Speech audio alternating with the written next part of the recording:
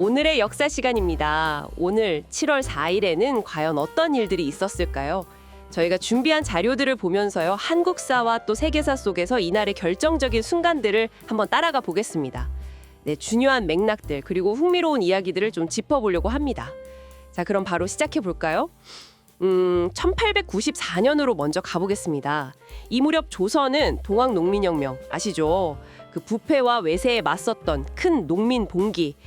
그 이후에 아주 혼란스러웠습니다. 전주화약으로 잠시 숨을 고르는 듯했지만 일본의 움직임이 예사롭지 않았죠.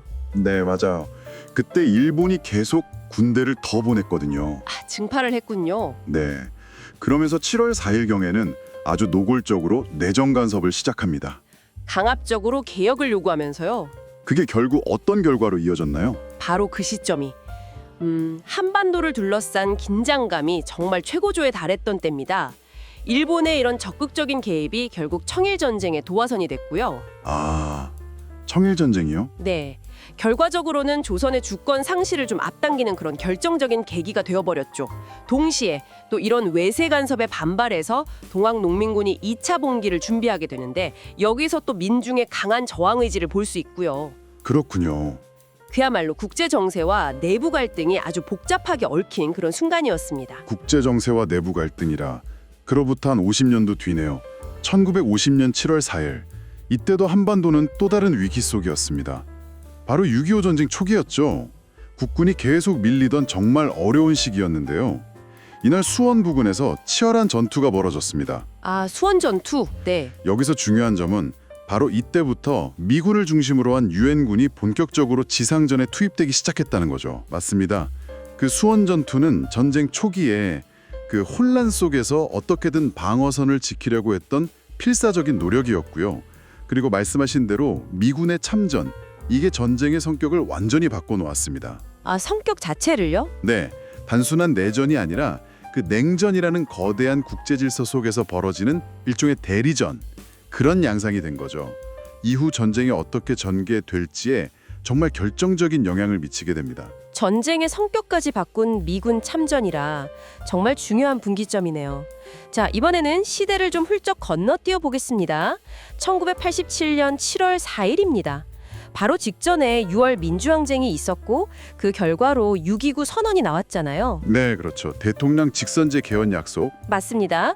그걸 받아낸 거죠. 그래서 7월 4일쯤에는 정부와 야당이 만나서 본격적으로 개헌 협상이라든지 민주화 후속 조치들을 논의하고 있었어요. 새 시대를 준비하면서요. 네, 한국 민주주의 역사에서 정말 중요한 전환점이었습니다.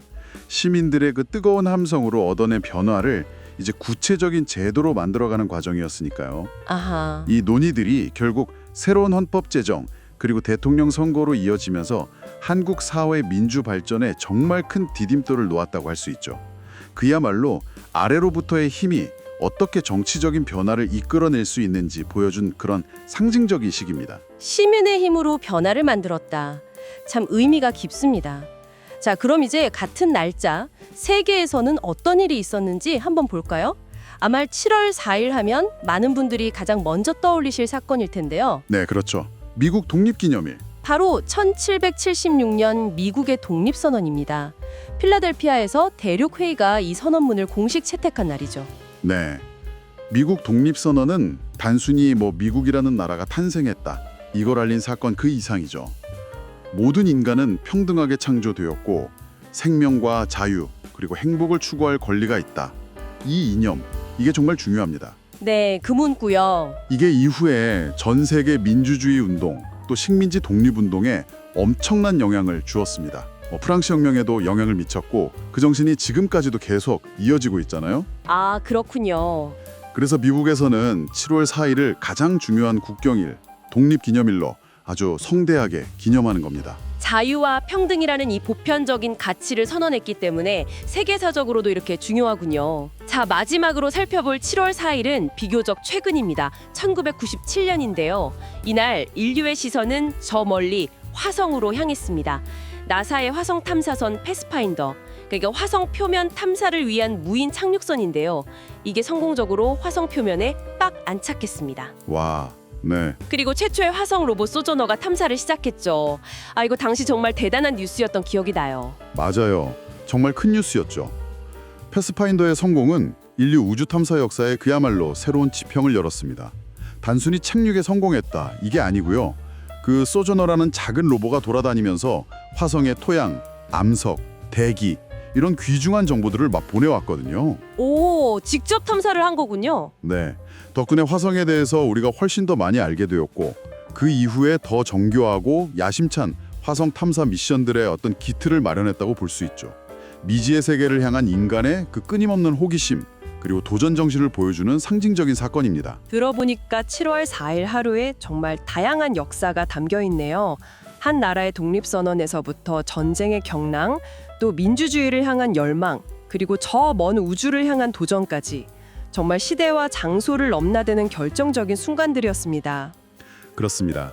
이렇게 같은 날짜에 벌어진 서로 다른 시공간의 이야기들을 한번 엮어보면요. 결국 반복되는 어떤 질문과 마주하게 되는 것 같아요.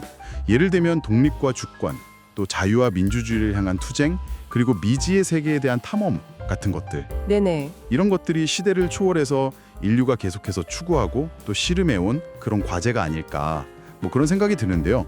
오늘 저희가 이야기 나뉜 이 사건들을 보면서 우리 시대의 과제는 또 무엇일지 각자 한 번쯤 고민해보는 것도 좋지 않을까 싶습니다.